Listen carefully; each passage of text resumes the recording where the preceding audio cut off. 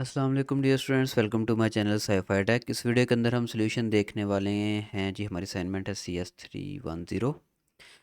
Last date है इसकी 3 नवंबर। अच्छा जी, इसके अंदर हमने PHP का कोड लिखना है, ठीक है, और इसको आपने .php की फ़ाइल के अंदर ही सबमिट करवाना है। अब ये फ़ाइल किस तरह से बनानी है, कोड कैसा लिखना है कैसे उसको रन करना है, सारा कुछ मैं आपको बताने वाला हूँ। सबसे पहले चलते हैं कि हमने कोड लिखना क्या है, कोड मतलब क्या करेगा हमारा जो हम लिखेंगे। तो यहाँ पर ये काफ़ी कुछ लिखा हुआ है, लेकिन सारा कुछ मैं बाईपास करते हुए आ जाता हूँ नीचे सीधा। इन्होंने यहाँ पर जो सैम्पल आउटपुट दिए इसके ऊपर, ठीक है।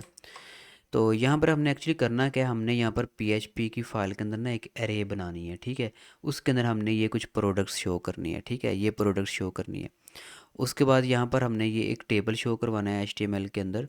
और जो अरे के अंदर हम यहाँ पर प्रोडक्ट का नेम, प्रोडक्ट की कैटेगरी, उसकी यूनिट प्राइस शो करवाएंगे, उसकी क्वांटिटी शो करवाएंगे, ठीक है। ये चीज़ें हम अरे के अंदर शो करवाएंगे। फिर क्या होगा कि यहाँ पर उसकी जो क्वांटिटी होगी ना, वो ऑटोमेटिकली मल्टीप्लाई होगी यूनिट प्राइस से, और जो भी उसका सब टोटल होगा वो यहाँ पर शो होना चाहिए, ठीक है। ये ऑटोमेटिकली कैलकुलेट होना चाहिए, इसको हमने हार्ड कोड नहीं करना। यानी कि इसको हमने लॉजिक इसका अप्लाई करना है कि ये 2 इससे मल्टीप्लाई हो, ठीक है। तो इस तरह करना है हमने, ठीक है। ये मल्टीप्लाई हो गया। अब इसके नीचे यहाँ पर ये एक और टेबल शो होना चाहिए टोटल्स का।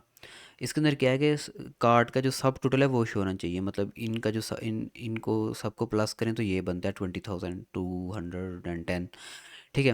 फिर ये है कि यहाँ पर उन्होंने हमें ना कंडीशन दी हुई है।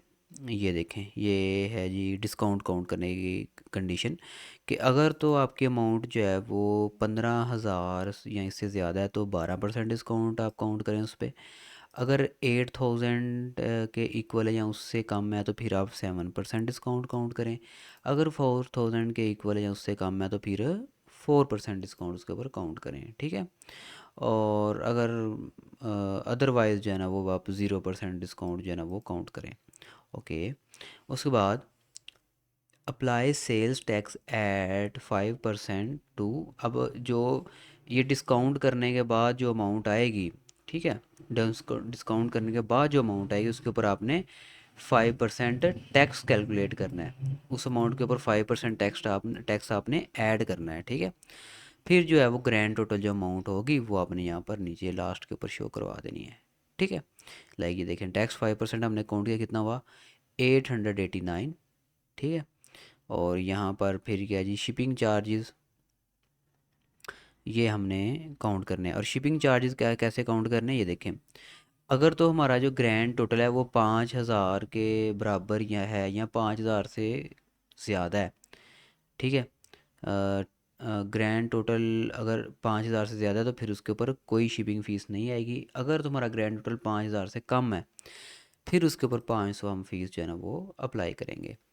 And add a flag bulk for any product with quantity और ग्रेटर देन 10, ठीक है, या इसके इक्वल हो। तो यहाँ पर जो प्रोडक्ट की क्वांटिटी है वो 10 या 10 से ज़्यादा होगी, जैसे ये यहाँ पर 12 हैं तो यहाँ पर फिर बल्क जो है वो येस शो होना चाहिए, ठीक है। तो ये हमने सारा डायनामिक एक पेज बनाना है PHP के अंदर।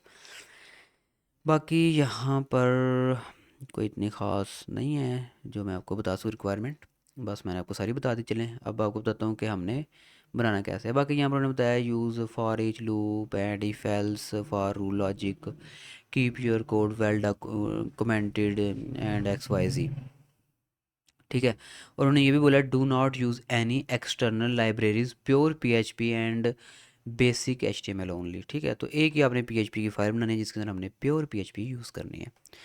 तो चलें बनाते हैं सेम टू सेम। और इसको बनाने के लिए सबसे पहले आपको चाहिए जैम्प। अब जैम्प क्या है, जैम्प एक लोकल सर्वर है जो कि रन करता है PHP की फ़ाइल को। जब आपने PHP की फ़ाइल को रन करना है तो उसके लिए आपको एक लोकल सर्वर चाहिए होता है। तो जैम्प को आपने इंस्टॉल करना है। किस तरह से इसको इंस्टॉल करना है, आपने सबसे पहले चले जाना है अपने क्रोम के अंदर और यहाँ पर आपने सर्च कर लेना है जैम्प। ये आपने सर्च किया जैम्प और यहाँ पर ये पहली वेबसाइट के ऊपर ही आ जाए या यहाँ डाउनलोड के ऊपर क्लिक कर दें, ठीक है। तो ये आपके पास ऑप्शन आ जाएंगे। इनमें से आप कोई सा भी वर्जन कर लें, ये 8.0.30 है, 0.1 कोई सा भी कर लें आप, ठीक है। हर कोई चल जाएगा, जो सा मर्ज़ी कर लें। लेकिन यहाँ पर जहाँ पे जैम्प फॉर विंडोज़ लिखा होगा ना, करना इसी में से, ये नीचे एक जैम फॉर ब्राउज़र होगा, जैम फॉर लिनक्स होगा, जैम फॉर ओएस होगा।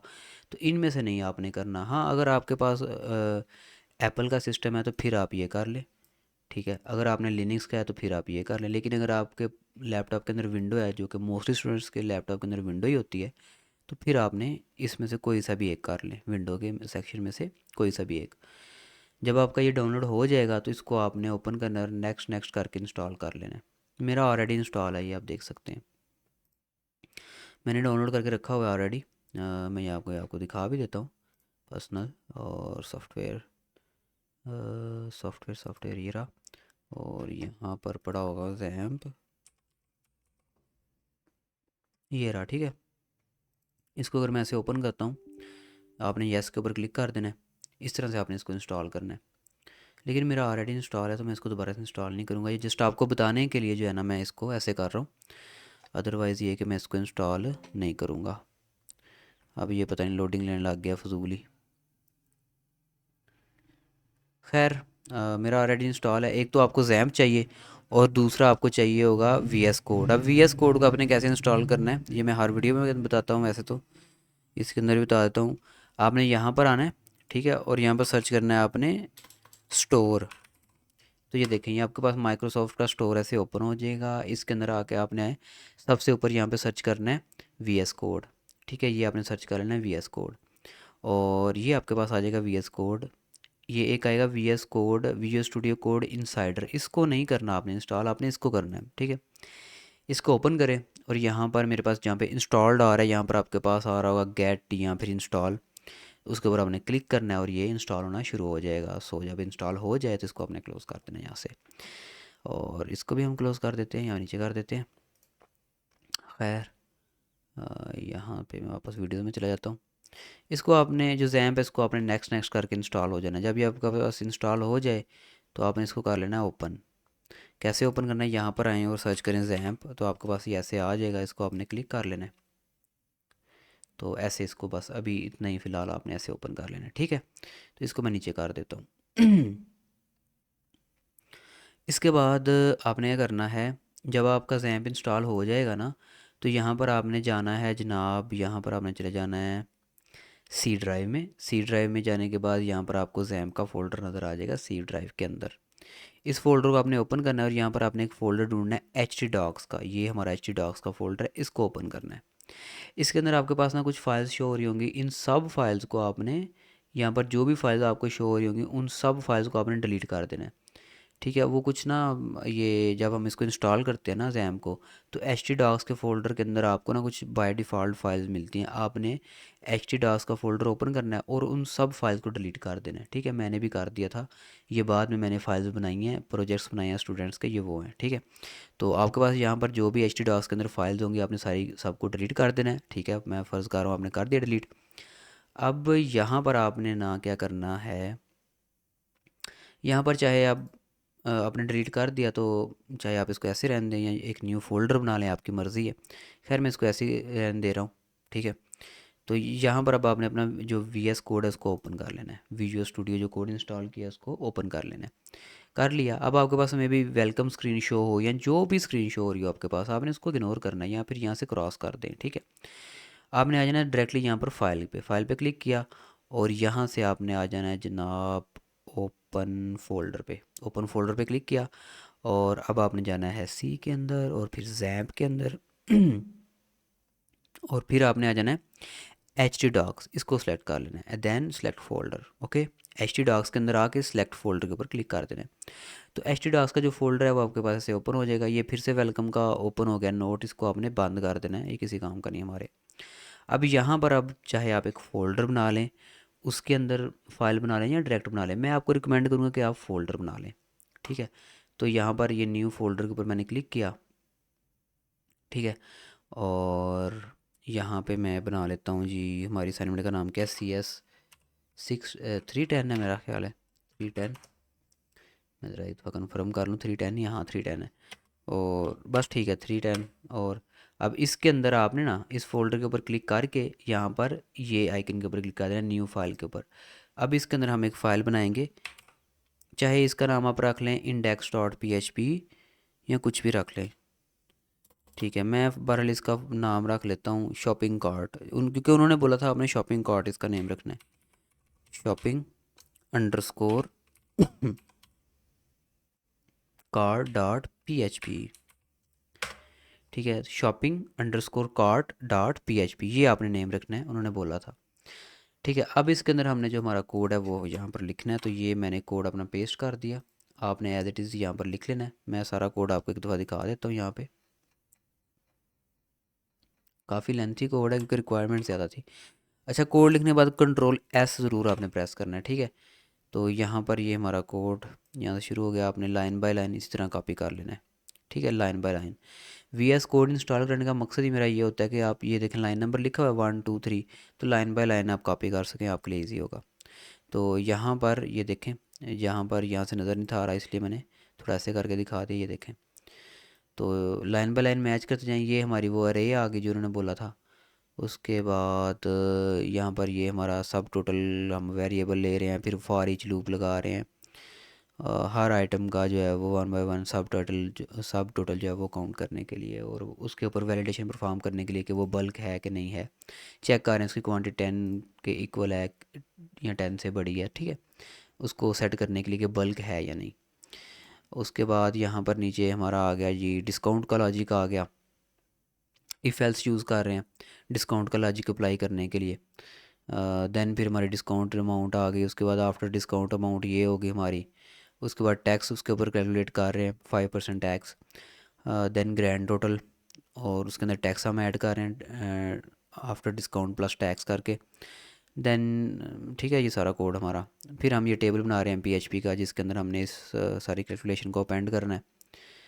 तो यहाँ पर ये सारा कोड आप देख लें। अच्छा, यहाँ पे जहाँ से नज़र नहीं ना आ रहा लाइक ये लाइन, तो मैं ये आपको दिखा देता हूँ। ये देखें ऐसे करके। ठीक है, तो ये आप देख सकते हैं अब ये पूरी लाइन। ये लाइन नंबर 98 नज़र नहीं थी आ रही, मैंने दिखा दी। नेक्स्ट। ठीक है, ये तो ये अब इतना कोड है हमारा, ऑलमोस्ट 108 लाइन्स का कोड है। ओके, तो इसको आपने एक दफ़ा सेव कर लेना है। अब आपने जो ये ओपन किया हुआ था ना आपने जैम्प, इसको जो पहला ऑप्शन है ना अपाचे, इसको स्टार्ट कर देना है।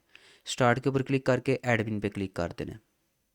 जब आप इस एडमिन के ऊपर क्लिक करेंगे ना, तो आपके पास ब्राउज़र के अंदर ना ये इस तरह का ओपन हो जाएगा। ठीक है, अब ये मेरी फाइल्स नज़र आ रही हैं आपको, तो आपने जो फोल्डर बनाया होगा ना इसका प्रोजेक्ट, इसका सॉरी असाइनमेंट के नाम का प्रोजेक्ट फोल्डर, उसके ऊपर क्लिक कर देना है। ये CS310 जो मैंने बनाया था अभी फोल्डर, इसके ऊपर क्लिक कर देना है, और इसके अंदर ये हमारी फ़ाइल है shipping cart dot P H P.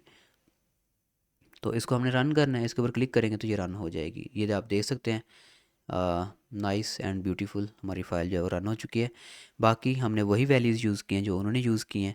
तो यहाँ पर आप देख सकते हैं ये क्वांटिटी जो है ये 10 से ज़्यादा, तो यहाँ पर बल्क के अंदर येस शो हो रहा है। ठीक है, बाकी यहाँ पर सब कार्ड का जो सब टोटल है वो 20,210 बनता है, जो कि एग्जैक्ट वही है। बाकी यहाँ पर आप देख सकते हैं सारा कुछ 100% करेक्ट है। ठीक है, तो अब आ जाते हैं कि सबमिट किस तरह से करना है आपने इसको। ये बन गया हमारा। ठीक है, आपने वेरीफाई कर लिया सब कुछ ठीक काम कर रहा है। इसको आपने यहाँ से क्लोज़ कर देना है। इसको भी आपने यहाँ से स्टॉप कर देना है। जैम को स्टॉप करके यहाँ से क्लोज़ कर दें, और इसको भी चाहे आप क्लोज़ कर दें। और उसके बाद आपने जिस फोल्डर के अंदर फाइल बनाई होगी htdocs के अंदर, ये वाली जो फाइल है php, इसको आपने सबमिट करना है। ठीक है, php फाइल को। ओके, लेकिन समटाइम्स इस तरह होता है कि LMS के ऊपर PHP की फ़ाइल सबमिट नहीं होती। PHP की फ़ाइल के अंदर इशू आता है जब हम इसको अपलोड करते हैं ना PHP फाइल को, तो LMS एरर दे जाता है।